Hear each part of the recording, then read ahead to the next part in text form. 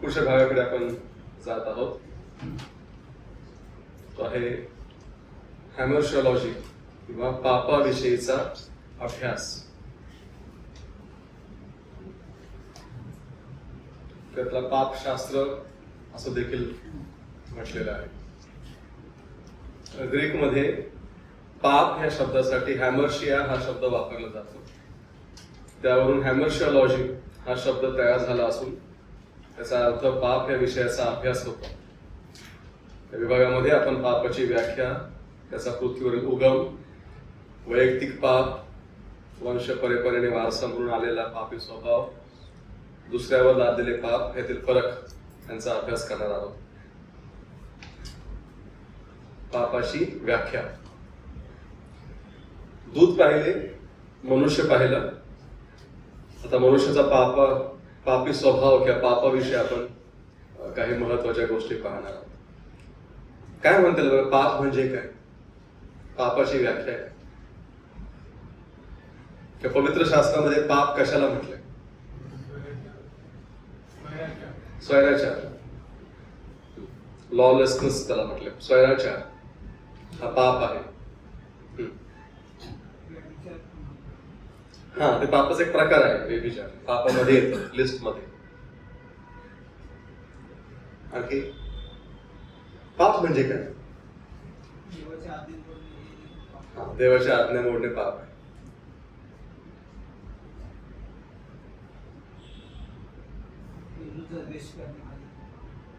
हा, ते पापातला एक भाग आला.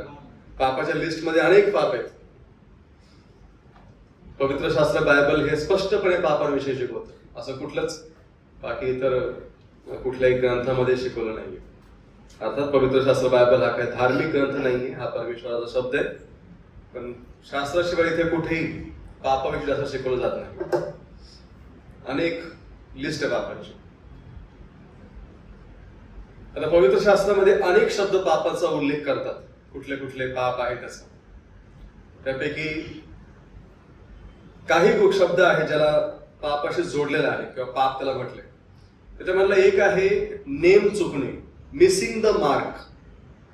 मिसिंग द मार्क याचा अर्थ असा, ज्यावेळेस एक तीर मारणारा, त्याची स्पर्धा पण असते ना तीर मारण्याची, धनुष्यबाण, आर्चर म्हणतात त्याला. एक समोर गोल सर्कल असतो, राऊंड असतात, त्याच्यामध्ये नेम करत असतो, बरोबर. तर ज्यावेळेस तो बाण मारणारा ज्यावेळेस बाण मारतो आणि तो मध्ये न लागता बाजूला लागतो, त्याला म्हणतात नेम चुकणं, मिसिंग द मार्क. आणि तोच शब्द रोमकारास पत्र 3 अध्याय 23 मध्ये आलेला आहे पापाविषयी, मिसिंग द मार्क. कारण सर्वांनी पाप केले म्हटलंय. याचा अर्थ सर्वांचा नेम चुकलेला आहे. काय नेम चुकला बरं? परमेश्वराने मनुष्याला कशासाठी बनवलं? त्याचा गौरव करणे, बरोबर. तो होता मार्क, तो होता निशाण, लक्ष, उद्देश. पण मनुष्य त्या उद्देशाच्या बाजूला गेला. बघा, जेव्हा स्पर्धा होते, गोल असतात, त्याच्यामध्ये बाण मारणं म्हणा किंवा पिस्तॉलने हे करणं, बरोबर मधोमध ज्याचा लागेल तो विनर आहे, तो जिंकला. बाजूला गेला तो विनर नाहीये. आणि म्हणून प्रत्येकाचा नेम चुकलेला आहे. प्रत्येक जण, सर्वांनी पाप केले आणि ते देवाच्या गौरवाला उणे पडलेत. उणे पडलेत, they have missed the mark. त्या प्रत्येकाचा नेम चुकलेला आहे. देवाने बनवलं गौरवासाठी, त्याच्या गौरवासाठी परमेश्वराने मनुष्याला बनवलं, परंतु मनुष्याचा नेम चुकला. देवाचा गौरव करण्याऐवजी तो मात्र भरकटला.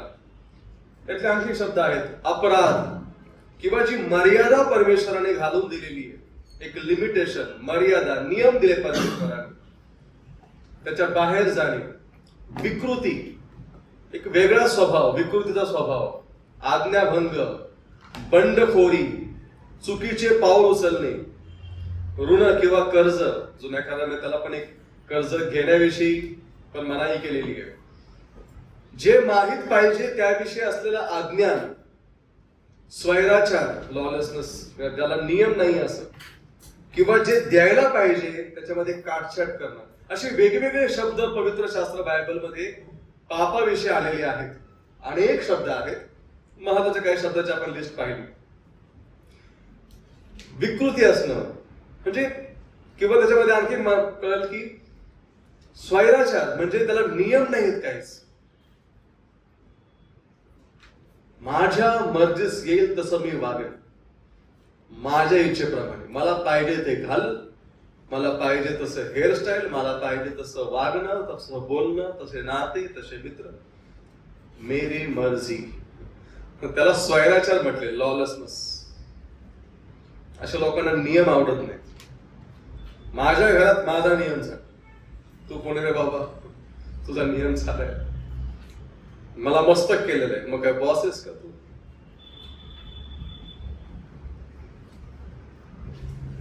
जे द्यायला पाहिजे मनुष्य, परमेश्वर इच्छा की मनुष्याने पूर्ण द्यावा मनुष्याला, पण काही राखून ठेवले, सगळाच भाग देत नाही. काटछाट करणं. देवा एवढे मागण्यासाठी, मी पैशाविषयी म्हणत नाही, जीवनाविषयी म्हणत आहे, एवढे मागण्यासाठी प्रभू बाकीचा वेळ तुला, बाकी सगळ्या गोष्टी तुला. एका व्यक्तीने घर विकायला काढलं आणि अगदी स्वस्त मध्ये विकायला काढलं. त्याची एक अट होती, पण विकणाऱ्याला मी संपूर्ण घर देईल, पूर्ण घर. फक्त घरातली हॉलमध्ये एक खुंटी फक्त मला पाहिजे, खेळा किंवा एक खुंटी फक्त मला पाहिजे, ही अट होती. एक गिरायकाला त्याला आवडलं घर, आता म्हटलं सगळं काय बाबा, हा रेट आहे, तयार पण झाला, ही खुंटी मात्र माझी राहील किंवा हा खेळा मात्र माझा राहील. काय हरकत नाही म्हणे, या खेळाने काय फरक पडतो. हा विकून जागा झाले, हा गेला, काही दिवसांनी आला परत जुना मालक. म्हटलं माझी खुंटी व्यवस्थित आहे ना? हा व्यवस्थित आहे, आम्ही त्याला काही केलं नाही, तशीच जागा. ठीक आहे. आणखी काही दिवसांनी आलं, तिथं पिशवी लटकवली, माझी आहे ना.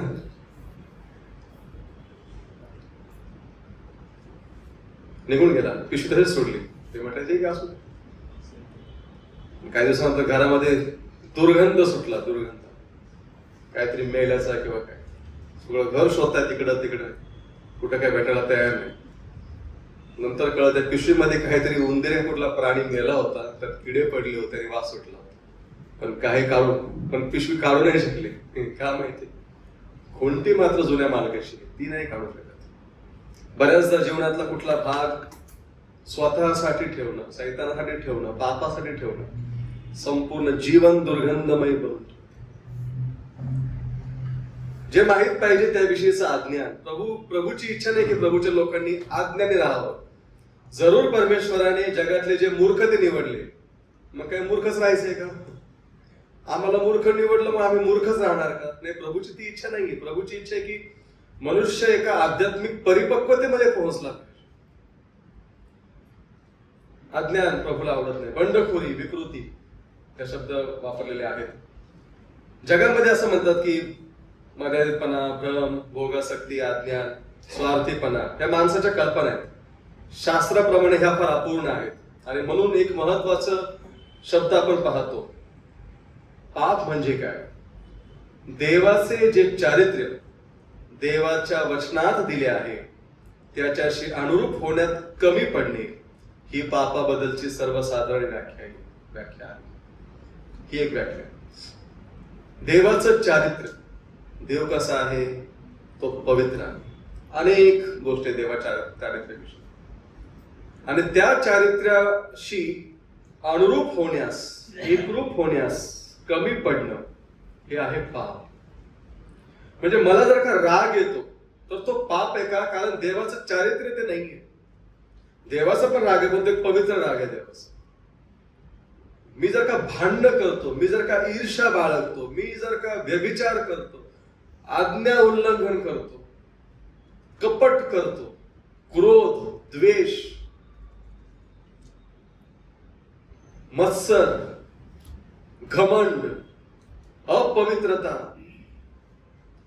ह्या गोष्टी देवाच्या चारित्र्याचा भाग नाहीयेत आणि म्हणून त्या पाप आहे. आणि म्हणून देवाच्या चारित्र्याशी अनुरूप होण्यास कमी पडणं ती पापाची एक सर्वसाधारण व्याख्या आहे. परमेश्वराच्या चारित्र्याबरोबर ते कुठे दिलेले? शास्त्रामध्ये दिलेले.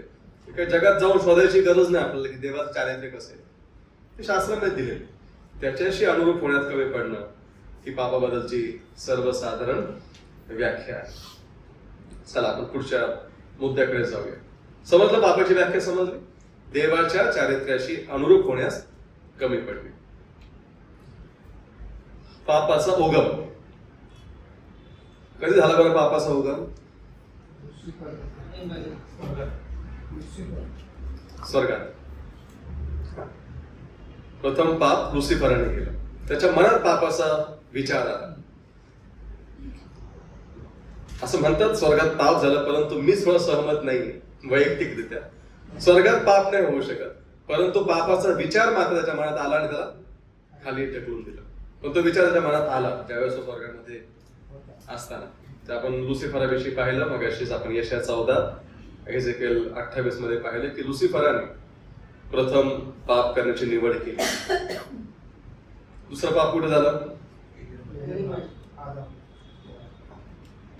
काय पाप केलं बरं? सगळ्यात जगातलं पहिलं पाप कोणतं? जगामधलं पहिलं पाप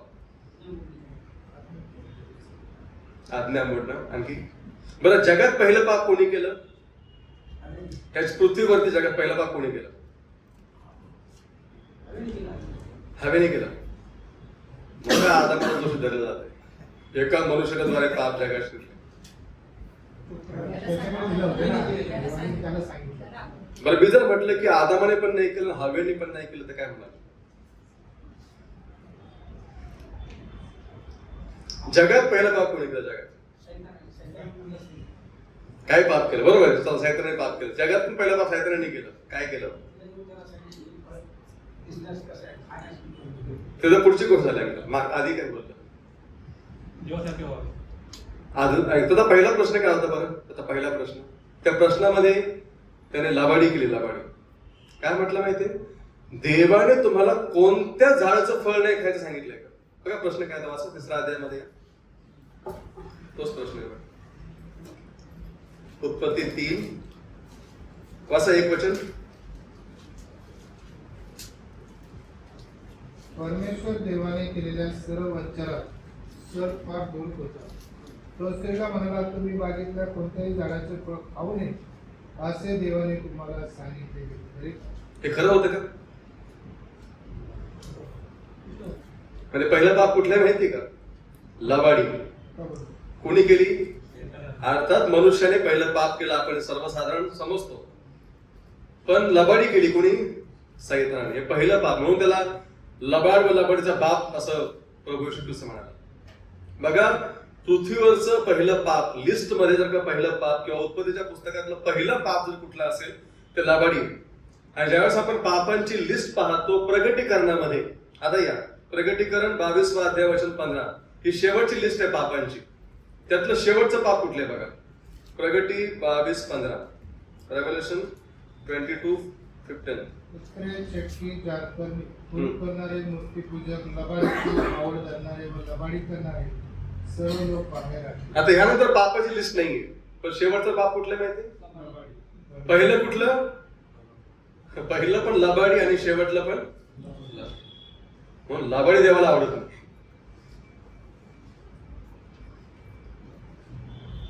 म्हणून त्याला लबाडी व लबाडीचा बाप म्हटलंय. अर्थात पहिला पाप आपण आदमाचं पतन पाहतो, पण त्यावेळेस पण तोच पहिला लबाड बोलला. त्यांनी लबाडी केली सुरुवातीला. आदमाच्या पतनाची गोष्ट आपण पाहतो. आता सैतान प्रथम आदमाकडे न जाता हवेकडे गेला. त्याने पहिला प्रयत्न केला. त्या ठिकाणी हवा फसली गेली. त्याने आता हवेला बहकविलं आणि मग त्यानंतर त्याने देवाच्या चांगुलपणाविषयी संशय निर्माण केला. तो काय म्हटला माहितीये का? तुम्ही खरोखर मारणार नाही. त्याने असं दाखवलं की देव फार चांगला आहे. देव तुम्हाला कशाला मारेल? तुम्हाला देवाने बनवलंय, तो तुम्हाला कशाला नष्ट करेल? देवाच्या चांगुलपणाच त्याने तिच्या मनात संशय निर्माण केला. ती विचार, हा देव कशाला काय कसं काय मारेल? वास्तविक देवाचा न्यायी स्वभाव आहे पापाविषयी, पण त्याने संशय तिच्या मनामध्ये उत्पन्न केला. पण आदमाचं पाप मोठं का हवेचं पाप मोठं? पाप मोठं कोणाचं?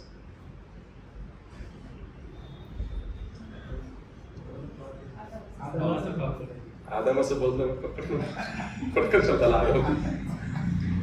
आदमाचं कसं काय मोठं आहे? ठीक आहे, बरोबर आहे उत्तर.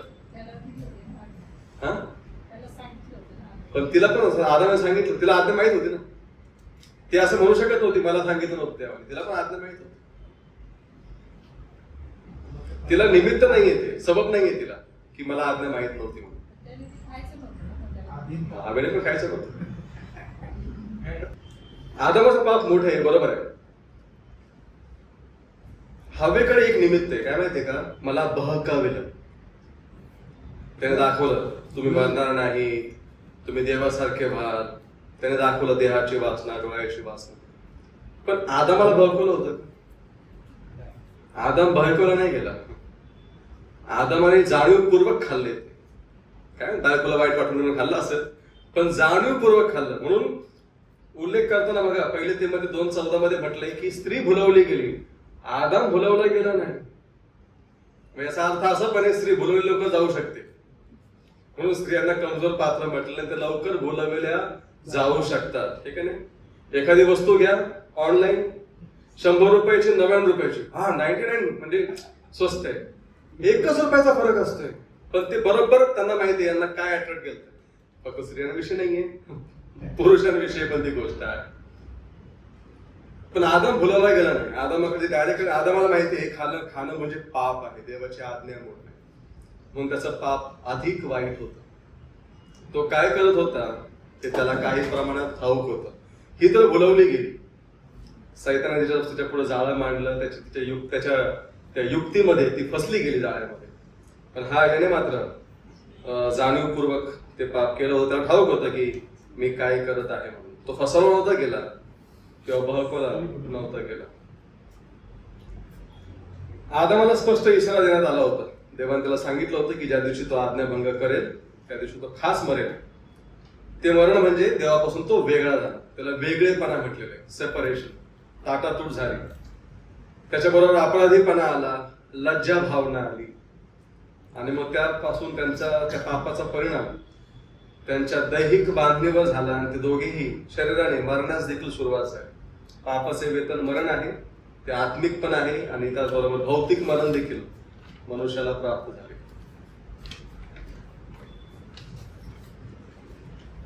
पापाने मनुष्याला केवळ देवापासून वेगळं केलं एवढंच नव्हे,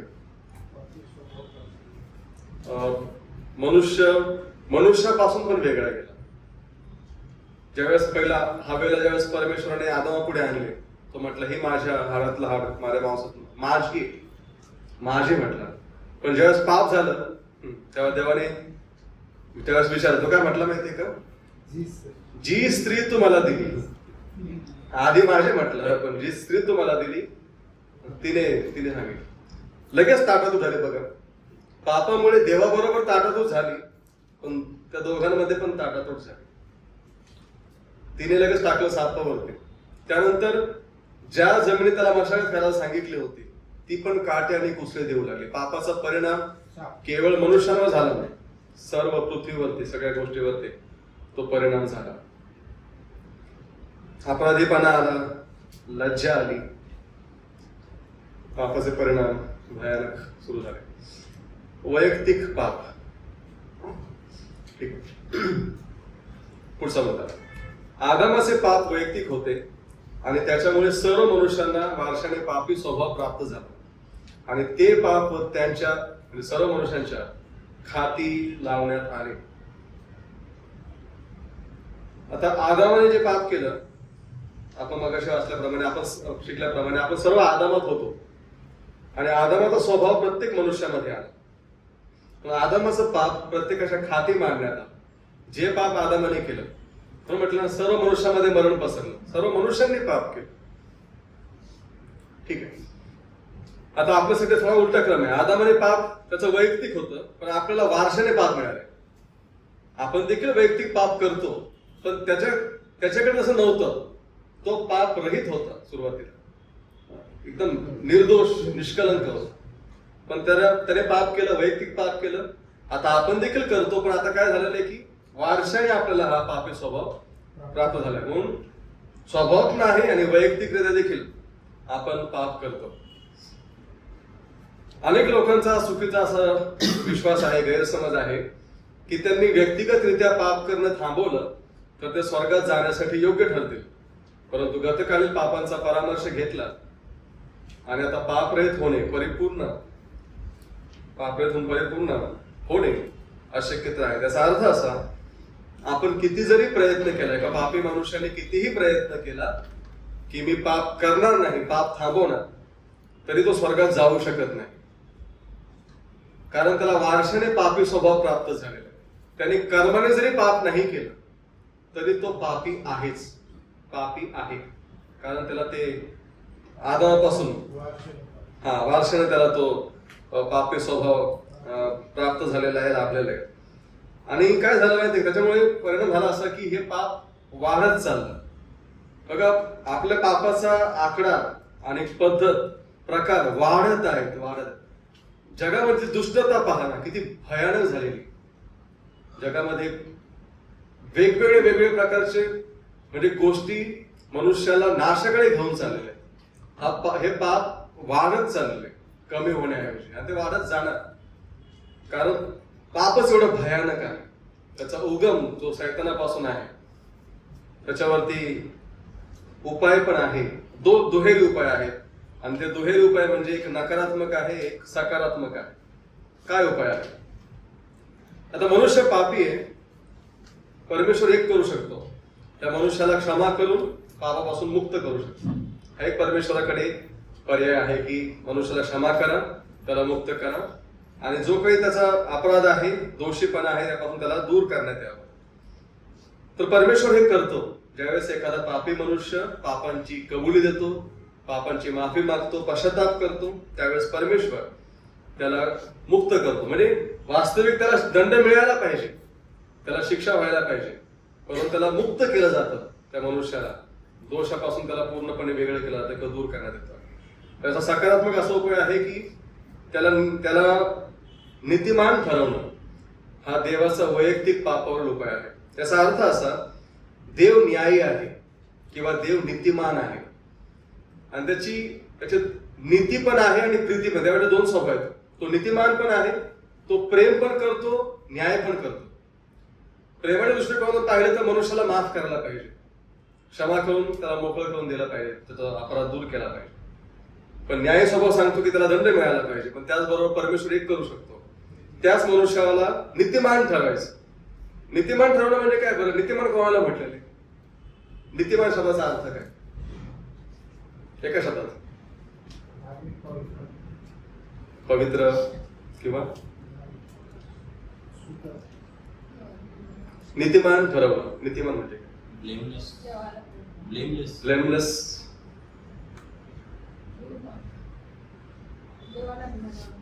देवाला भिवून वागणारा. बघा, स्तोत्र 32 मध्ये त्याचा एक उल्लेख आपण सांगतो. स्तोत्र 32 मध्ये या वचन 1 आणि 2.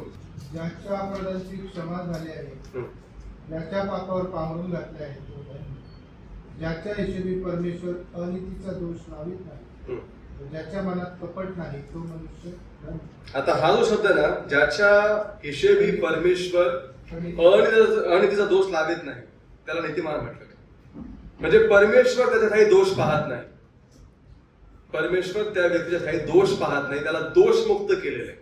ते आहे नीतिमान ठरवलं जाणं. म्हणजे प्रत्येक मनुष्य पापी आहे, आणि जस्टिफिकेशन किंवा नीतिमान ठरवणं हे नंतर ठरवण्यात येतं. तर पापी व्यक्ती नीतिमान ठरवल्यानंतर देव त्याला दोष देत बसत नाही, किंवा देव त्याच्या ठाई दोष लावत नाही, दोष पाहत नाही. तर ज्याच्या ठाई परमेश्वर दोष पाहत नाही किंवा लावित नाही, त्याला नीतिमान असं म्हटलेलं आहे. आणि हा प्रभूचा एक सकारात्मक उपाय. काय? त्याला नीतिमान ठरवा, त्याच्या ठाई मला काही दोष आढळत नाही. देव ख्रिस्ताचे नीतिमत्व या मनुष्याच्या खाती मांडतो, आणि ख्रिस्ताचे नीतिमत्व त्याच्या खाती मांडलेले असल्यामुळे तो खरोखरच नीतिमान ठरला आहे. रोम 3:22 आहे, 2 कोरिंथ 5:21 आहे. बघा, जसं प्रभू येशू ख्रिस्तामध्ये काही दोष नाही, तो दोष रहित आहे, निष्कलंक आहे. तो मला तुमच्यापैकी कोण माझा दोष लावला? त्याच्यावर कोणी दोष लावू शकत नाही. अगदी ज्यावेळेस ख्रिस्ताचं नीतिमत्व मनुष्याला दिलं जातं, हा विषय आपण थोडा डिटेलमध्ये पुढे पाहणार आहोत, त्यावेळेस परमेश्वर त्या मनुष्याला नीतिमान ठरवतो, ख्रिस्तामधून त्याला पाहतो, आणि म्हणून तो मनुष्यावर दोष लावत नाही. थोडं स्पष्ट आपल्याला पुढे होईल. त्यामध्ये एक मुद्दा पाहून पुढे जाऊया. वारशाने प्राप्त झालेला पापी स्वभाव वारशाने प्राप्त झालेला. आदामाने पाप केलं, तिथून हा स्वभाव वारशाने प्रत्येक मनुष्य मात्रामध्ये आला. ठीक आहे, एक उदाहरण घेऊया, झाड आणि त्याचं फळ. तर झाडाची जी मुळं आहेत, प्रथम मुळं आहेत आणि मग फळ आहे. पहिलं फळ नाही, पहिलं मुळं येतं. तर त्या मुळं जे काही शोषून घेतील जमिनीतून आणि ते मुळं जे काही पोहोचतील वरती ते म्हणून फळ येईल. मूळ हे आदामाचं पाप आहे आणि फळ हे आपण आहोत. तिथून आपल्याला प्राप्त झालेलं आहे झाडाचं फळ. आणि ते उदाहरण सोपं आहे. आदामापासून आदामाचा स्वभाव, आदामाचे तो पाप, आदामाचे गुणधर्म, ते सगळे आपल्याला प्राप्त होतात. ते फळ जे आपण आहोत ना, किंवा व्यक्ती मनुष्य, त्याचं मूळ आदाम आहे, आदाम, आणि त्याद्वारे त्याला सगळं काही प्राप्त झालं. पापी स्वभावामुळे आपण देवापासून वेगळे झालो आहोत. त्यामुळे त्याचा आपला शरीर, जीव, आत्मा या सर्वांवर फार भयानक परिणाम झालेला आहे. आपल्या स्वाभाविक स्थितीमध्ये देवाला संतोष होणे अशक्य होते. मागाशी देखील आपण पाहिलं होतं, या पापाचा परिणाम आपण ते पाहिलं होतं. शरीर त्याचा ऱ्हास होत आहे, ते नष्ट होत आहे. या शरीरामध्ये अनेक बिघाड, रोग आपण पाहतो. त्याचा परिणाम जीवावरती झालेला आहे की मनुष्य अहंकारी, घमंड, स्वैराचार हे सगळं मनुष्यामध्ये भयानकरित्या वाढलेलं आहे. आणि त्याचबरोबर मनुष्याचा आत्मा, मनुष्य आत्म्यामध्ये मेलेला आहे. हे आपण कॉमन मनुष्याविषयी पाहत आहोत. आपण विश्वासणारे, तारण पावलेले, तारण न पावलेले असं नाही पाहत, सर्वांविषयी पाहतो. मनुष्य आत्म्यामध्ये मरण पावला. आता आत्म्यात मरण पावला म्हणजे परमेश्वराचा आणि मनुष्याचा वेगळेपणा झालेला, ताटातूट झालेले आपण पाहतो. त्याला म्हटलेले सेपरेशन. जसे एक मृत पावलेली व्यक्ती आपल्यापासून निघून जाते, पुन्हा येत नाही, तसंच ज्यावेळेस आदाम आणि हवेने पाप केलं, त्यांच्यामध्ये जो दुरावा झाला तो प्रत्येक मनुष्यामध्ये आहे. जन्म घेतलेला प्रत्येक मनुष्य जन्माने आत्म्यामध्ये मरण पावलेले, त्याचा देवाचा काहीही संबंध नाही, संपर्क नाही. वारशाने लाभलेला पापी स्वभाव शिक्षा पात्रता घेऊन येतो. आत्मिक गोष्टीमध्ये भ्रष्टता, दुराचरण, विकृती, अंधत्व, अंधार या सर्व गोष्टी वारशाने लाभलेल्या पापाचे परिणाम आहे. ठीक आहे. देवापासून विभक्त असणे हा पापी स्वभावाचा दंड आहे. आणि त्याच्यावर ख्रिस्तावरील विश्वासाच्या द्वारे उपाय झाला नाही तर संपूर्ण अनंत काळामध्ये दुसरा मृत्यू निश्चित होतो. पापी मनुष्य देवापासून विभक्त आहे. जर तो असाच राहिला एक दिवशी मरेल आणि कायम स्वरूपी देवापासून दूर जाईल नरकामध्ये. नरकात परमेश्वर नाही. पण जर ख्रिस्तावरील विश्वासाच्या द्वारे त्याच्यावर जर का उपाय झाला, त्याचं सोल्युशन जर का मिळालं, तर तो निश्चित स्वर्गात जाईल. तो पापामध्ये खितपत राहणार नाही. पवित्र शास्त्र कधीही मनुष्याचं कौतुक नाही करत बसलं. पवित्र शास्त्रामध्ये मनुष्याची वास्तविक स्थिती सांगितली. उगाचच खोटं नाटं पवित्र शास्त्र मनुष्याविषयी सांगत नाही. पवित्र शास्त्र नेहमी मनुष्याला त्याच्या पापी स्वभावाविषयी खात्री करून देत राहतं. ज्यांचे तारण झाले नाही अशा लोकांमध्ये केवळ पापी स्वभावच असतो. ख्रिस्ती मनुष्यामध्ये, आता लक्ष द्या, ख्रिस्ती म्हणजे तारण झालेल्या मनुष्यामध्ये जुना स्वभाव पण असतो आणि नवीन दैवी स्वभाव देखील असतो. दुसरे पेत्र 1:4 प्रमाणे प्रत्येकाला जन्माच्या वेळेसच पापी स्वभाव हा प्राप्त झालेला आहे. पापी स्वभाव, आणि पापी असल्यामुळे मनुष्य पाप करतात.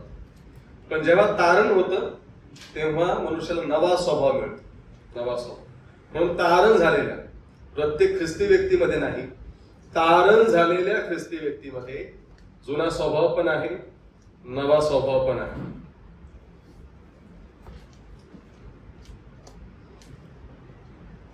मनुष्याचे हृदय अत्यंत दुष्ट आहे, यिर्मया 17:9 प्रमाणे. आणि म्हणूनच केवळ नवा जन्मच त्याला देवाच्या राज्यासाठी लायक करतो. जर नवा जन्म मनुष्याचा झाला नाही तर तो देवाच्या राज्यासाठी लायक होऊ शकत नाही. देव काय करतो? देव पाप स्वभावाचा न्याय वधस्तंभाच्या प्रकाशामध्ये करतो. वधस्तंभाकडे पाहून देव न्याय करतो, म्हणजे वधस्तंभ मध्ये आहे. आणि वधस्तंभ असल्यामुळे पापावरती उपाय पण आहे, पापातून आपण मुक्त होऊ शकतो, पण त्याचबरोबर न्याय करताना परमेश्वरा वधस्तंभ पुढे ठेवेल की वधस्तंभ किंवा प्रभू येशू ख्रिस्ताचं अर्पण असताना देखील, प्रभू येशू ख्रिस्ताने बलिदान केलं असताना देखील, त्याने प्रायश्चित्ताचं कार्य पूर्ण केलं असताना देखील तुम्ही का विश्वास ठेवला नाही? आणि त्या प्रकारे परमेश्वर न्याय करेल. ज्यांनी कधीच सुवार्ता ऐकली नाही त्यांचा न्याय परमेश्वर करणार आहे, विवेक म्हणा, निसर्गातल्या गोष्टी म्हणा. पण ज्यांनी सुवार्ता ऐकली प्रभू त्यांच्या पापामुळे न्याय नाही करणार, हे लक्षात ठेवलं पाहिजे. ज्यांनी सुवार्ता ऐकली प्रभू त्यांचा पापामुळे न्याय करणार नाही, तर त्यांनी ख्रिस्ताला नाकारलं म्हणून प्रभू न्याय करणार. ते आपलं सेवांकृत शुभवर्तमानामध्ये वाचाव्यास मिळतात, कारण त्यांनी देवाच्या पुत्रावर विश्वास ठेवला नाही. सुवार्ता ऐकणारे आणि विश्वास न ठेवणारे अधिक जबाबदार आहेत. परंतु प्रभूचं असं एक कार्य की प्रभूची ही सुवार्ता जवळपास सर्वांपर्यंत पोहोचवण्याचं कार्य प्रभू करत आहे. पवित्र आत्म्याच्या दानामुळे पाप स्वभावावरील विजय शक्य होतो. कसं बरं? तारण झालेल्या व्यक्तीला पवित्र आत्मा मिळतो. मग हा व्यक्ती, तारण झालेला व्यक्ती पवित्र आत्म्याच्या द्वारे पाप स्वभावावरती विजय मिळू शकतो. कसं काय बरं? काय करतो पवित्र आत्मा? टोचून लावतो. काय टोचून लावतो? हे पाप आहे. टोचणी पाप केल्यावर लावतो का आधी लावतो? पवित्र आत्मा. बघा, आम्ही सोपं करतो. प्रत्येक मनुष्यामध्ये विवेक आहे, सत्सत विवेक बुद्धी, कॉन्शियस प्रत्येकामध्ये येतो. त्यात प्रभू भेदभाव नाही करत. अगदी आदिवासी भागात राहणारे, नरभक्षक असणारे, ज्यांना कपडे घालायची माहिती नाही, अशामध्ये देखील विवेक आहे. कुठं ना कुठं प्रमाणात विवेक आहे. एका भागात अशी घटना घडली की ते आदिवासी ते बिलकुल एकही कपडा घालत नाहीत. पण त्या भागामध्ये कुठून तरी मिस्टरी काही डॉक्टर्स त्या ठिकाणी आले. त्या डॉक्टरमध्ये एक लेडी, एक महिला डॉक्टर होती. तर ज्यावेळेस तिथला सरदार काय आजारी होता काहीतरी, आणि ती महिला, तेव्हा कळलं की महिला डॉक्टर येते माझ्याकडे. तर त्याच्या बायकोला म्हटलं कमीत कमी लाज झाकण्यापुरतं काहीतरी माझ्या अंगावर टाक. म्हणजे विवेक आहे प्रत्येकामध्ये, नाही असं नाही, प्रत्येकामध्ये विवेक आहे, मनुष्यांमध्ये. आता हा विवेक काय करतो? बघा, चोरामध्ये पण विवेक आहे ना, म्हणून चोरी करायला लपतो, पळून जातो. विवेक प्रत्येकामध्ये. मग विवेक पण टोचून लावतो आणि पवित्र आत्मा पण टोचून येतो. मग फरक काय दोघांना? विवेक आणि पवित्र आत्मा जर दोन्ही एकच असेल तर मग प्रॉब्लेम आहे. मग पवित्र आत्मा याची गरज काय? नेमकं विवेक काय करतो आणि पवित्र आत्मा काय करतो हे यातला फरक समजून घेणं गरजेचं आहे. सामर्थ्य देतो, मध्यस्थी करतो. ठीक आहे. विवेक आणि पवित्र आत्म्यात थोडासा फरक आहे. तो फरक पवित्र शास्त्रामधून पाहूया. रोमकरसपत्र 2 अध्याय घ्या. रोम 2 अध्याय वचन 15. रोमन्स 2:15. म्हणजे ते नियमशास्त्रातील आचार आपल्या अंतःकरणात लिहिलेला आहे असे दाखवितात. त्याच्याबरोबर त्याची सत्सत्य बुद्धीही त्यांना साक्ष देते. हा बघा, आता विवेक काय करतो? हा साक्ष देते आणि त्याचे एकमेकांविषयीचे विचार दोष लावणारे किंवा दोषमुक्त करणारे असले असतात. बघा, विवेक काय करतो? दोष लावतो. प्रत्येकाला दोष लावतो. तू हे केलं, चुकीचं केलं, तो चुकीचं करतोस, दोष लावेल नेहमी, दोष देईल. दोष हा विवेकाचा का? तू खोटं बोलला, तू चोरी केली, तू वाईट पाहिलं, तू वाईट व्यवहार केले, तू वाईट वागला, सगळं तो नेहमी दोष देत राहील. दोष, तू दोष आहेस, तू चुकीचा आहेस. पण पवित्र आत्मा काय करतो? 8 अध्याय वचन 16, 8:16. तो आत्मा स्वतः आपल्या आत्म्याबरोबर साक्ष देतो की आपण देवाची मुले आहोत. पवित्र आत्मा ही खात्री करतो. काय माहितीये का? तू हे करू शकत नाहीस. तू कोण आहेस? तू माझं मूल आहेस. परमेश्वर दोष देत नाही. दोष देणारा सैतान आहे. पवित्र आत्मा खात्री करतो, तू माझं मूल आहेस, तू देवाचं लेकरू आहेस, तू हे करू शकत नाही. आणि केल्यानंतर पण तो म्हणतो की तू देवाचं लेकरू आहेस, पश्चाताप कर. तू देवाचं मूल आहेस, तुला ते पाहता येत नाही, तू ते तिकडे जाऊ शकणार नाहीस, तू त्यांच्याशी संबंध ठेवू शकणार नाहीस, तू हे व्यवहार करू शकणार नाहीस, तू या लोकात बसू शकत नाहीस, कारण तू देवाचं मूल आहेस. आणि हे पवित्र आत्म्याचं कार्य आहे. तो नेहमी खात्री करून देईल, तू देवाचं लेकरू आहेस, तू माझा आहेस. अर्थात हा पवित्र आत्मा टोचणी देतो पश्चाताप करण्यासाठी. हा पवित्र आत्मा सामर्थ्य देतो पापाला नाही म्हणण्यासाठी. पाहणार आहोत मग पुढे. शेवटी मृत्यू समयी एकदा मनुष्य मरण पावला किंवा ज्यावेळेस रॅप्चर होईल त्यावेळेस विश्वासणाऱ्याचा हा पाप स्वभाव पूर्णपणे उखडून टाकून दिला जाईल. तेव्हा मनुष्यामध्ये पाप स्वभाव राहणार नाही. पुढच्या मुद्द्याकडे एखाद्याच्या खाती मांडलेले दुसऱ्यांचे पाप. काय म्हणतील बरं याच्याविषयी? काय समजतं? एखाद्याच्या खाती मांडलेलं दुसऱ्याचं पाप.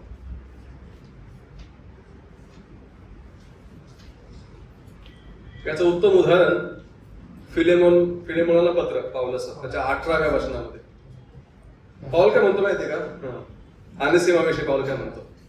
पळून गेलेला गुलाम, याने जे काही तुझं नुकसान केलं आहे ते माझ्या खाती मांड. म्हणजे त्याचं नुकसान झालेलं आहे मात्र नक्की, पण पाऊल काय म्हणतो? माझ्या खाती मांड. म्हणजे आता तुला जे काही द्यायचं ते कोण देईल? मी देईल. त्याचं जे काही देणं लागतंय ना माझ्या खाती मांड. त्याच्याकडून काही घेऊ नकोस. बघा, पळून गेलेला गुलाम आनेसिम हा फिलेमोनाचे जे काही देणे लागतो ते फिलेमोनाने पावलाच्या खाती मांडावे. मुळात पाऊल हे देणे लागत नसल्यामुळे ते त्याच्या खाती मांडले जाणारे देणे. पावलाला काय फिलेमोनाला द्यायचं नव्हतं. फिलेमोनाचं पावलाकडे काही देणं नव्हतं, पण खाती मांडल्यामुळे पावलाला द्यावा लागला. म्हणजे न्यायाच्या दृष्टीने आता पाऊल ती रक्कम देणे लागतो. वास्तविक त्याला काही द्यायची गरज नाही, कारण त्याने काहीच घेतलेलं नाही फिलेमोनाकडून. पण पळून गेलेला गुलाम आनेसिम हा कालांतराने पावलाच्या संपर्कामध्ये आला, त्याचं तारण झालं, तो सेवा करू लागला आणि त्याला परत जायचंय फिलेमोनाकडे. पण पाऊल काय म्हणतो? त्याचा स्वीकार कर, त्याचं जे काही देणं लागते ना माझ्या खाती मांड. आता पावलाला ते द्यावंच लागेल. का? कारण त्याच्या खाती मांडले. समजलं तुम्हाला? खाती मांडलं, ते खाती मांड त्याच्यावर त्याच्या खाती मांडलं गेलं. त्या काय म्हणतात त्याला काही द्यायची गरज नाही फिलेमोनाला. त्याच्यावर बिलकुल कर्ज नाही कोणाचं. फिलेमोनाचं कर्ज नाही, पण खाती मांडल्यामुळे त्याला द्यावं लागेल. तो म्हणतो जे काय आहे ना माझ्या खाती मांड. आदामाचे पाप आपल्या सर्वांच्या खाती असल्याचे कारण हे आहे की आपण आदामामध्ये वागलो व कृती केली आहे. बघा, आदामाने ज्यावेळेस पाप केलं, एक भाषांतर आहे न्यू अमेरिकन स्टँडर्ड बायबल. कसं म्हणतात की जे वचन आहे 3:23, रोम 3:23, सर्वांनी पाप केले आहे. All have sin. त्याचं भाषांतर वास्तविक असे केलेलं आहे, ऑल सिन. सर्वांनी पाप केले. म्हणजे आदामाने ज्यावेळेस पाप केलं त्याच्यामध्ये आपण होतो आदामात, आपण देखील पाप केलं. ही ती बाब आहे, ते समजून घेणं गरजेचं आहे.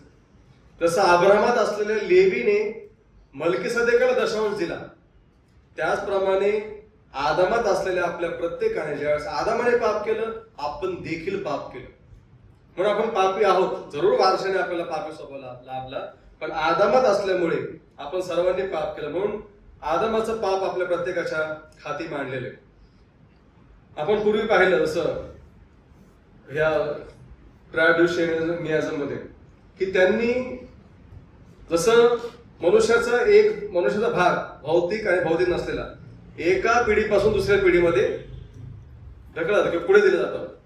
म्हणून ती व्यक्ती पूर्वजांमध्ये होती. जसं लेवी अब्राहामध्ये होता तसे आपण देखील आदामामध्ये होतो. लेवीने दशांश दिला मल्कीसदेकाला. आपण देखील पाप केलं देवाच्या इच्छेविरुद्ध. आपण पूर्वजांमध्ये होतो. म्हणजे मी माझ्या आई वडिलांमध्ये, माझे वडील त्यांच्या वडिलांमध्ये, आणि शेवटी कोण आहे? मग आदाम आहे. तसं आपण प्रत्येक जण आदामात होतो. आणि म्हणून ते पाप तर आपल्या खाती मांडलंच आहे, कारण आदामाने पाप केलं काय? आपण पाप केलं. त्याच्यामध्ये आपण असल्यामुळे आपण पाप केलं. ऑल हॅव सिन ऐवजी ऑल सिन, प्रत्येकाने पाप केलं. सर्वांनी पाप केल्यामुळे हे भाषांतर योग्य आहे, कारण आदामामध्ये संपूर्ण मानवी वंशाने पाप केले. बीज रूपाने त्याच्यामध्ये होतो. त्याच प्रकारे ख्रिस्ताचे नीतिमत्व सर्व विश्वासणाऱ्यांच्या खाती मांडण्यात आले आहे. शारीरिक मरण हे खाती मांडण्यात आलेल्या पापांची शिक्षा आहे. हे आपणास रोम 5:14 मध्ये दिसून येतं. रोम 5:14. तथापि आदामापासून मोशेपर्यंत मरणाने राज्य केले. हम्म. ज्यांनी आदामाच्या उल्लंघनाच्या प्रकाराप्रमाणे पाप केले नाही त्याच्यावरही त्याने राज्य केले. आदाम तर जो येणार होता त्याचे प्रस्तुत आहे. हम्म. बरोबर. आता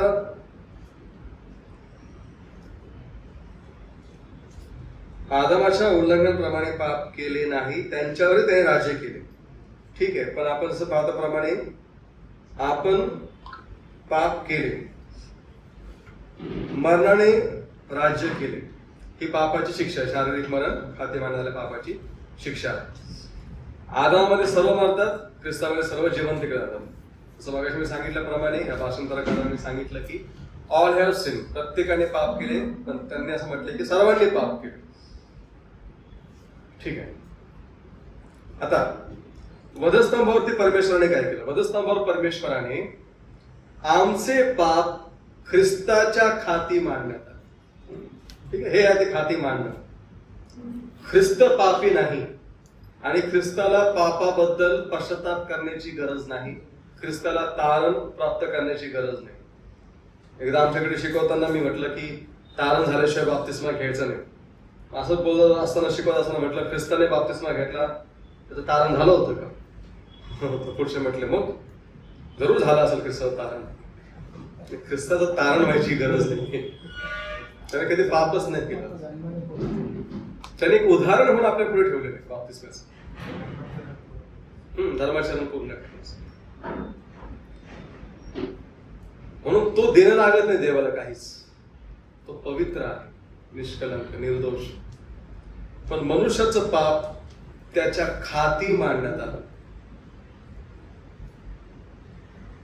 आमच्यासाठी, आम्हास्तव, आमच्या बदल्यात तो मरण पावला. मरण, शिक्षा, दंड मनुष्याला मिळाला पाहिजे, पण त्याला इम्प्युटेशन, आमचं पाप त्याच्या खाती मांडण्यात आलं. आणि मग काय झालं? मग ख्रिस्ताने वधस्तंभावर विकत घेतले देवाचे नीतिमत्व विश्वासणाऱ्यांच्या खाती गणले गेले. प्रभू येशू ख्रिस्ताचं नीतिमत्व विश्वासणाऱ्यांच्या खाती, ज्यावेळेस एक विश्वासणारा पश्चाताप करतो, पापांची कबुली देतो, येशू ख्रिस्तावरती विश्वास ठेवून त्याला प्रभू म्हणून स्वीकारतो, त्यावेळेस तारण होतं. त्यावेळेस ख्रिस्ताचं नीतिमत्व त्या विश्वासणाऱ्यावरती मांडण्यात येतं. नीतिमान ठरवण्यात येतं. आपण नीतिमान नाहीत, जन्माने पापी आहोत. देव जरूर आपला जर न्याय करेल तर आपण नरकात जाऊ, आपण दोष प्राप्त आहोत. परंतु आपले पाप त्याच्यावर लादण्यात आले प्रभू येशू ख्रिस्तावर, आणि त्याचं नीतिमत्व आपल्यावर लादण्यात आलं. हे आहे ते खाती मांडलेलं पाप. आपलं पाप त्याच्या खाती मांडलं आणि त्याचं नीतिमत्व विश्वासणाऱ्यांना देऊन टाकलं. पहिले करिंथ पहिला अध्याय वचन 30 वाचूया. पहिले करिंथ 1:30. त्याच्याकडून तुम्ही ख्रिस्त येशूमध्ये आहात, तो देवापासून आपल्याला ज्ञान म्हणजे नीतिमत्व आणि पवित्रीकरण व खंडणीकडून प्राप्त केलेली मुक्ती असं झालं आहे. तो आपल्याला देवाकडून प्राप्त झालेलं नीतिमत्व झालं आहे. दुसरे करिंथ 5:21. ज्याला पाप ठाऊक नव्हते त्याने तुमच्या आमच्याकरिता पाप असे केले, ह्यासाठी की आपण त्याच्या ठाई देवाचे नीतिमत्व असे व्हावे. आपलं पाप त्याच्या खाती, त्याचं नीतिमत्व आपल्या खाती. स्पष्ट?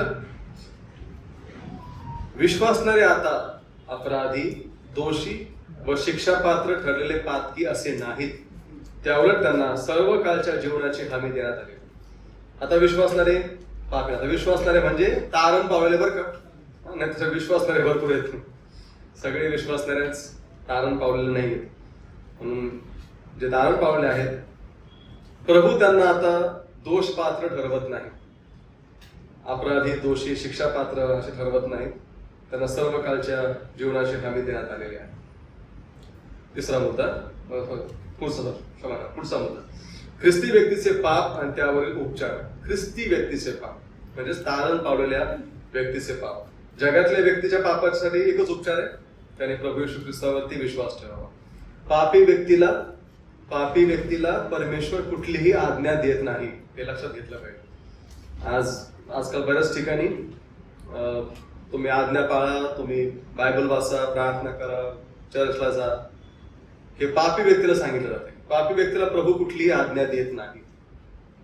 नियमशास्त्र पण ज्यावेळेस परमेश्वराने दिलं त्यावेळेस ते बाहेर पडले, वलांडून त्यांचं तारण दाखवून बाहेर पडले आणि पुढे त्यांना नियमशास्त्र दिलं.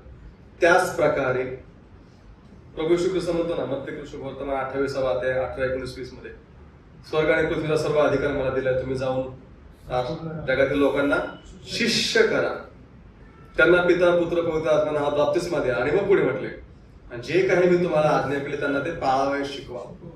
आज्ञा पाळल्यानंतर पापी व्यक्तीला प्रभूची एकच आज्ञा आहे. काय बरं? पापी व्यक्तीसाठी प्रभूची एकच आज्ञा आहे. काय आज्ञा? काय प्रभूची? There is one commandment for sinner, पश्चाताप करा. हीच प्रभूची आज्ञा, पश्चाताप करा. बाकी कुठल्याही आज्ञा नाही पापी व्यक्तीसाठी. पहिलं पश्चाताप आणि मग पुढे आज्ञा, मग पुढे आज्ञा पाळा. पण ख्रिस्ती व्यक्तीसाठी अनेक काही गोष्टी आहेत. एक पहिले योहान वचन पहिला अध्याय 8 ते 10 मध्ये आपण वाचतो की पाप होत राहील. आपलं ठाई पाप असे जर आपण म्हणत असलो तर आपण स्वतःला फसवतो व आपल्या ठाई सत्य नाही. जर आपण आपली पापे पकडी घेतली तर तो विश्वसनीय व न्यायी आहे, म्हणून आपल्या पापांची क्षमा करेल व आपल्याला सर्व नीतीपासून शुद्ध करेल. बघा, त्याचप्रमाणे तिथे आपण समजतं की तारण झालेल्या व्यक्तीकडून पाप होऊ शकतं. पाप करायला नाही पाहिजे, परंतु आपल्याकडनं पाप होतं. का पाप होतं बरं?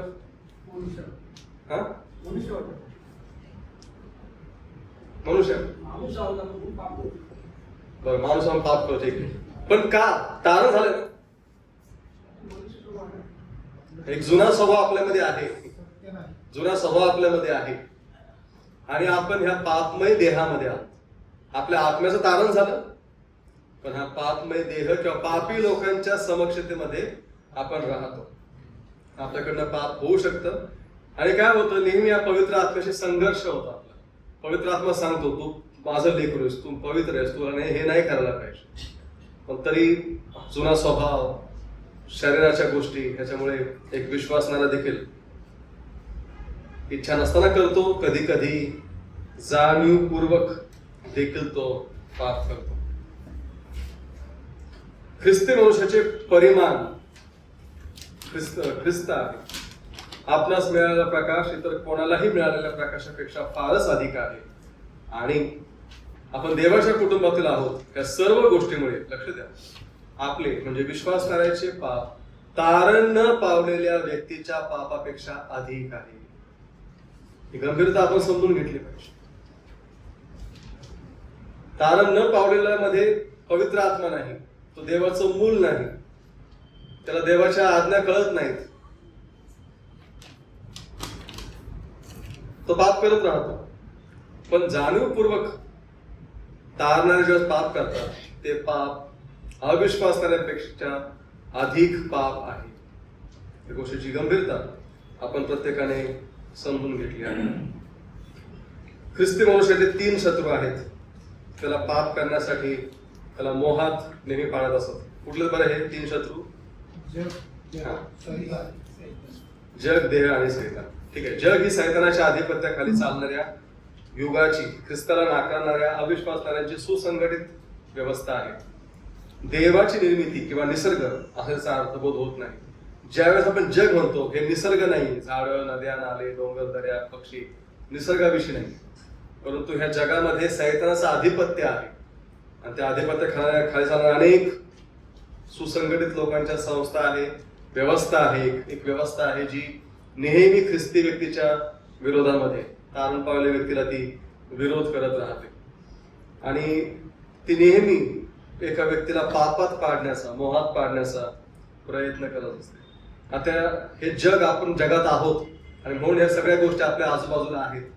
ही एक व्यवस्था आहे. सैतान, त्याच्या दुरात्मे, ख्रिस्ताला ज्यांनी नाकारलं, ते नेहमी आपल्याला, ख्रिस्ती व्यक्तीला पापात पाडण्याचा प्रयत्न करतात. जगावर विजय मिळवण्याचे रहस्य वाचा 1 योहान 5 अध्याय वचन 4 आणि 5. कारण जे काही पापात जन्मलेले आहे ते जगावर जय मिळते आणि ज्याने जगावर जय मिळवला तो म्हणजे आपला विश्वास. येशू देवाचा पुत्र आहे असा विश्वास जो धरतो त्याच्या वाचून जगावर जय मिळवणारा तो आहे. बघा, काही गोष्टी तर नमूद केलेल्या आहेत. जे काही देवापासून जन्मलेले आहे ते जगावर जय मिळवते. प्रभूने आपल्याला हा एक अधिकार दिला की आपण ह्या जगावरती विजय मिळवू शकतो, कारण आपण देवापासून जन्मलेले आहोत. आपला नवा स्वभाव देवापासून लाभलेला आहे आणि हा स्वभाव नेहमी आपल्याला देवाच्या आज्ञा पाळण्यासाठी प्रवृत्त करतो. लाभलेला नवा स्वभाव पवित्र आत्मा आपल्याला सांगतो तू देवाच्या आज्ञा पाळ. त्याचा कल असतो, नव्या स्वभावाचा कल असतो आज्ञा पाळण्याचा. ख्रिस्ती व्यक्तीला मनापासून वाटतं मी देवाच्या आज्ञा पाळाव्या. कारण झालेल्या व्यक्तीला वाटतं, समजतं मला प्रभूच्या आज्ञा पाळल्या पाहिजेत, कारण त्याला एक नवीन स्वभाव भेटतो. त्याचबरोबर त्याला ज्याच्यामध्ये विश्वास पण आहे आणि त्याने ख्रिस्ताच्या विजयावरती प्रथम विश्वास ठेवला, त्याच्याबरोबर तो ओळखला गेला. प्रभू येशू ख्रिस्ताने पाप, मरण, सैतान, जग यावरती विजय मिळवला आणि ज्यांनी प्रभू येशू ख्रिस्तावरती विश्वास ठेवला ते ह्या जगावरती विजय मिळवू शकतात. विश्वासाने जगावरती विजय प्राप्त करू शकतात. जगातल्या वासना, जगातले विकार, जगातले पाप, मोह, अभिलाषा यांना ते नाही म्हणू शकत, कारण ते देवापासून जन्मलेले आहेत. आपला विश्वास ठेवणारा जो स्वभाव आहे तो जगाच्या विश्वासाला उघड विरोध करतो. माझा विश्वास आहे प्रभूवरती. जगामध्ये कितीही विश्वास असो, कितीही वेगळ्या प्रणाली असो, त्याच्यावर तो विश्वास ठेवणार नाही. त्याचा विश्वास ठाम आहे प्रभूवरती. जो पक्का त्याने प्रभूवरती विश्वास ठेवला आहे त्याचा विश्वास डळमळीत होऊ शकणार नाही. देह, दुसरा शब्द आहे देह. याचा अर्थ केवळ देहाद्वारे होणारे पाप असं नाहीये, परंतु आपल्यामध्ये एक पापी स्वभाव आहे, जुना स्वभाव आहे, तो आपल्यामध्ये रेंगाळत राहतो आणि हा जुना स्वभाव कधी कधी उफाळून येतो, बाहेर पडतो आणि म्हणून आतला पवित्र आत्मा आणि हा जुना स्वभाव यांचा नेहमी संघर्ष सुरू असतो. पवित्र आत्मा आपल्याला पवित्र राहण्यासाठी नेहमी प्रोत्साहन देईल, प्रेरणा देईल आणि हा पापी स्वभाव नेहमी आपल्याला पाप करण्यासाठी, जुन्या जीवनात परत जाण्यासाठी तो नेहमी नेहमी प्रवृत्त करत राहील. आपण सातत्याने पवित्र आत्म्यावरती अवलंबून राहू, आपल्या जीवनाचे दररोज नियोजन करीतो, तेव्हा आपण देहावर विजय मिळवू शकतो. ज्यांच्या जीवनामध्ये व्यवस्था नाही, शिस्त नाही, डिसिप्लिन नाही, कधी उठा, कधी झोपा, कधी खा, कधी कसे वागा, बायबल वाचलं तर वाचलं, सकाळी वाचा, दुपारी वाचा, वेळ भेटला तर वाचा, ज्यांना बिलकुल ज्यांच्या जीवनाला डिसिप्लिन नाहीये ना त्यांना अवघड जातं ह्या देहावरती विजय मिळवणं. पण जे एक व्यवस्थित जीवन जगतात, मी नाही म्हणत प्रत्येकाने सकाळी लवकर उठा, आपल्या प्रत्येकामध्ये दुर्बलता आहे, परंतु एक शरीराला शिस्त लावणं, विशेष आध्यात्मिक गोष्टीविषयी, त्याचबरोबर हे शरीर, या शरीराला पण हे शरीर देवाने दिलेले होण्याची काळजी घेणं पण गरजेचं आहे. याच्यामध्ये काय खावं, किती प्रमाणात खावं, काय घालावं, कसं राहावं, सगळ्या गोष्टी आहेत. आणि जे याचं नियोजन करतात प्रॉपर, मी नाही म्हणत फक्त त्याच्याकडेच लक्ष दिलं पाहिजे शरीराकडे, पण जे नियोजन करतात ते त्याच्यावरती विजय मिळवू शकतात. लक्षात ठेवा, देह स्वभाव आपला सातत्याने देवावर अवलंबून न राहता जगण्यास प्रवृत्त करत असतो. हा देह स्वभाव बघा, प्रत्येक गोष्टीमध्ये प्रभूची इच्छा आहे की आपण त्याला विचारून त्या गोष्टी कराव्या. पण देह स्वभाव बऱ्याचदा आपल्याला आपले निर्णय आपण प्रभूवर थोपवतो. प्रभू उद्या मी तिकडे चाललंय, मला सहाय्य कर. आधी प्रभूला विचारत नाही, प्रभू मला तिकडे जायचं काय करू. सगळं नियोजन केलं, रिझर्वेशन केल्यानंतर म्हणतो प्रभू जर तुझी इच्छा असेल तर घेऊन जा. रिझर्वेशन केले, सगळं फिक्स झालंय पूर्ण, आणि प्रभू तुझी इच्छा असेल तर घेऊन जा. म्हणजे इच्छा तर माझी आहे, प्रभू तू घेऊन जा. तरी आपला प्रभू प्रेमळ आहे, प्रभू सहाय्य करतो. पण प्रभूची इच्छा आहे की प्रत्येक गोष्टीमध्ये आपण प्रभूवरती अवलंबून राहावं. पण देह स्वभाव म्हणतो काय अवलंबून राहायची गरज आहे, सगळं काही व्यवस्थित, मग अवलंबून राहायची काय गरज आहे. तो नेहमी ते द्वंद्व सुरू असतात. देवावर अवलंबून राहण्याची गरज नाही, आपल्या बुद्धीवरती अवलंबून राहा. काही जण आपल्या ताकदीवरती अवलंबून आहेत, काही आपल्या घराण्यावरती, काही आई वडिलांवरती, तर कोणी नवऱ्यावरती, कोणी प्रत्येक जण इतरांवरती अवलंबून राहतात. प्रभूची इच्छा आहे की तुम्ही माझ्यावरती अवलंबून राहा.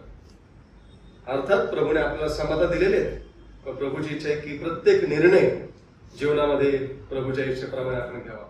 तिसरा सर्वात मोठा, सैतान हा शत्रू आहे.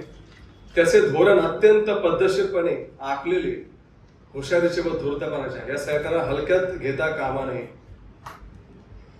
तो नेहमी योजना करत असतो, धूर्तपणा करत असतो, मी कसं फसवू. आणि तो पापी लोकांच्या मागे नाही, त्याला गरज नाही त्यांच्या मागे जायची, कारण ते पापीच आहे. तारण पावलेल्या व्यक्तीच्या मागे त्याला मी कसं फसवू, धूर्त काढतो. त्याच्याबरोबर आपली झोपी चालत असते, तो युद्ध करतो आपल्या बरोबर. तो कधी कधी मैत्रीपूर्ण भावनेतून पुढे येतो. एक चांगलं गोड गोड बोलणं, माणसाला गोड वाटणाऱ्या गोष्टी, चांगल्या वाटणाऱ्या गोष्टी, अशा कधी कधी तो पुढे येतो. आणि नंतर मग द्वेषाने हल्ला करतो. मग त्याला जेव्हा समजतं की हे पाप आहे, त्यावेळेस त्याला विरोध करणं फार गरजेचं आहे. कधी कधी चुकीचे संबंध गोड बोलून, हे करून ते करून तो करतो आणि पुढे जाऊन तो मोठा हमला करतो. त्यावेळेस ते नीट करणं फार अवघड होऊन जातं. मग त्याच्या युक्ती, ही गोष्ट प्रभूपासून आहे की सैतानापासून आहे, आणि त्याला आधीच विरोध करणं, नाही म्हणणं, हे फार महत्वाचं आहे. जर थोडं आणखी पुढे गेलं, चालतंय, चलता है, कोई फरक नाही पडता, आणि मला काही प्रॉब्लेम नाही, मी खूप स्ट्रॉंग आहे, मला काही होऊ शकणार नाही, असं नाही, तसं नाही, आपण कमजोर आहोत, दुर्बळ. आता पापाला प्रतिबंधात्मक म्हणून देवाचे वचन वापरले पाहिजे, आणि पवित्र आत्मा आपल्यामध्ये जे सेवा कार्य करीत आहे त्याच्याशी सहकार्य आपल्याला करायला पाहिजे. पटकन आपण शेवटचे स्लाइड पाहू. पवित्र आत्मा, त्याच्या इच्छेप्रमाणे चालणं, पवित्र आत्म्याच्या अधीन राहणं, देवाच्या अधीन राहणं, विश्वासामध्ये ठाम उभं राहणं, ही आपल्यासाठी दिलेली शस्त्र सामग्री ती धारण करणं. Efes 6:11 मध्ये दिलेलं आहे, 6 अध्याय 11-17 मध्ये. जो सारा पुरवठा विश्वासणाऱ्याला करण्यात आला आहे, त्याचा वापर करणे सैतानावरती विजय मिळवण्याचे रहस्य आहे. पवित्र आत्म्याच्या अधीन राहणं, म्हणून म्हटलं की आत्म्याच्या अधीन राहा म्हणजे तुम्ही देहवासना पूर्ण करणारच नाही. जितका आपण पवित्र आत्म्याचं ऐकत राहू, जितका आपण पवित्र आत्म्याच्या अधीनतेमध्ये राहू, तितका आपण पापापासून दूर राहू. देवाचं वचन आपल्या अंतःकरणामध्ये जपून ठेवून, स्तोत्र 119:11 प्रमाणे आपण पापाला रोखू शकतो. ते वचन आपल्या अंतःकरणात जर असेल, पण वचन अनेक वचन पाठांतर करणं गरजेचं आहे, अनेक वचन मनामध्ये अंतःकरण असणं गरजेचं आहे. बऱ्याच वेळेस पापाला नाही म्हणण्यासाठी हे वचन आपल्याला सहाय्य करतं. पवित्र आत्म्याचे ऐकत राहून, सेवा करत राहून, जे पवित्र आत्मा आपल्याला सांगेल त्याप्रमाणे आपण पुढे जात राहून पापाला प्रतिकार करू शकतो. आणि प्रभू येशू ख्रिस्त आमच्यासाठी मध्यस्थी करत आहे, तो प्रमुख याजकाचं कार्य करीत आहे. आपण जर कबुली न देता पाप करत राहिलो तर आपल्याला दंड देखील मिळतो. अर्थात ख्रिस्ती तारण झालेल्या व्यक्तीला नरक मिळणार नाही, पण पापाचे परिणाम आणि दंड त्याला इथे भोगावे लागतात जर पश्चाताप केला नाही आणि पाप जर करत राहिले. आणि म्हणून आपण ज्यावेळेस 1 कोरिन्थ 11 पुढे वाचतो, म्हणून तुमच्यामध्ये पुष्कळ जण दुर्बळ, आजारी आणि निद्रेत आहे. ती प्रभूची शिक्षा द्यायची एक पद्धत पण आहे.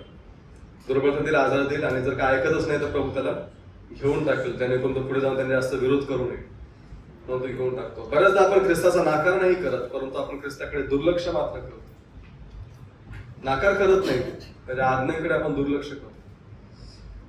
पाप केल्यामुळे काय होतं माहितीये, आपल्या जीवनामधला आनंद, देवाबरोबरची सहभागिता आणि प्रार्थनेमधला विश्वास हे पाप हिरावून घेत. अनेक ख्रिस्ती लोकांच्या जीवनामध्ये आज आनंद नाहीये, दुःख आहे, हर्ष नाही येत आज्ञाचा. का माहितीये का? कारण ते कुठल्या ना कुठल्या पापामध्ये आहे. कदाचित ते गुप्त पाप असेल, कदाचित ते उघडपणे केलेला पाप असेल.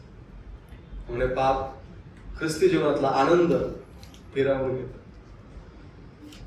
पाप करणाऱ्या ख्रिस्ती मनुष्यासाठी कबुली देणे ही गुरुकिल्ली असून, पाप ही देवाच्या नजरेमध्ये महाभयंकर चीज असल्यामुळे आपण देवाबरोबरचा ह्या बाबतीतला हिशोब जितका कमी ठेवता येईल तितके पाहावे, म्हणजे कबूल न केलेल्या पापाची रास रजत पुढे जाऊ नये. हे समजून घेतलं पाहिजे की देवाच्या नजरेमध्ये प्रत्येक छोटं पाप देखील महाभयंकर पाप.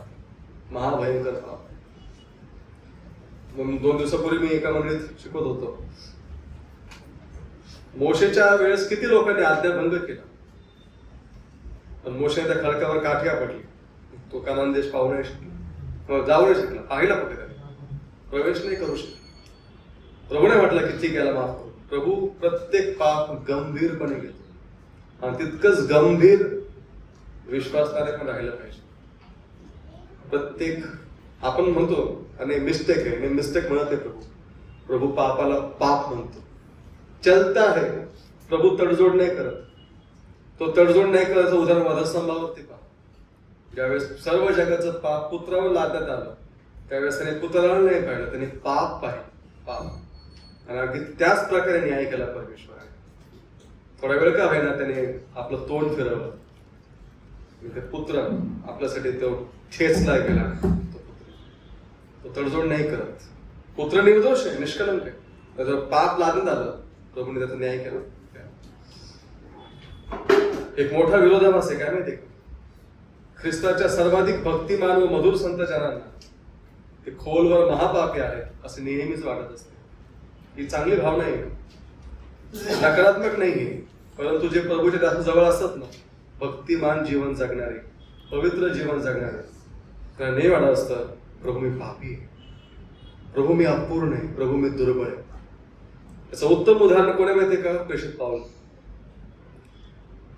सेवेस सुरुवात केल्यानंतर, अनेक वर्ष सेवा केल्यानंतर ज्यावेळेस त्याचं मरण जवळ आलं, त्याने तिमोथेला जे पत्र लिहिली, मरणाच्या अगोदर लिहिलेली पत्र आहेत, तो असं म्हणतो, हे वचन विश्वसनीय आहे की ख्रिस्त येशू पापी लोकांना ताराव्या जगात आला आणि त्या पापी लोकांपैकी मी मुख्य आहे. तो काय पाप करत होता का? ख्रिस्ताच्या भक्तिमान ख्रिस्ती व्यक्तीला नेहमी वाटत असत, ज्याला वाटतं ना नेहमी चांगलं आहे तिथं गडबड आहे, उसकी भक्ती में कुछ समस्या आहे. मी तर जरा त्यांच्यापेक्षा बरा आहे, ते पण पापी, मी पण पापी, पण मी त्यांच्यापेक्षा बरा आहे. नाही, भक्तिमान व्यक्ती नाही वाटतं, नाही प्रभू मी कमजोर आहे, मी कमजोर. या दिवसामध्ये प्रभूकडे मागायचं, कारण मी झगडत आहे या गोष्टीविषयी. प्रभू तुम्हाला तो स्वभाव दे की मी मला स्वतःच्या कमतरता मला दिसाव्या. जितकं आपण ख्रिस्त ह्या प्रकाशाच्या जवळ असू, वचनाजवळ असू, तितक्या त्या कमतरता आपल्याला दिसतील. आपलं परिमाण ख्रिस्त आहे. त्याच्याशी आपण तुलना जगात करण्यापेक्षा, जगात लोकांशी करण्यापेक्षा ख्रिस्ताबरोबर जर केली तर आपल्याला समजून येईल की आपण फार उणे आहोत, फार उणे आहोत. म्हणून तर नावा ठेवल्या शेवटी म्हणाले ना, पुष्कळ अजूनही उणा, प्रभू पुष्कळ अजूनही उणा. प्रभू आपल्याला सहाय्य करू.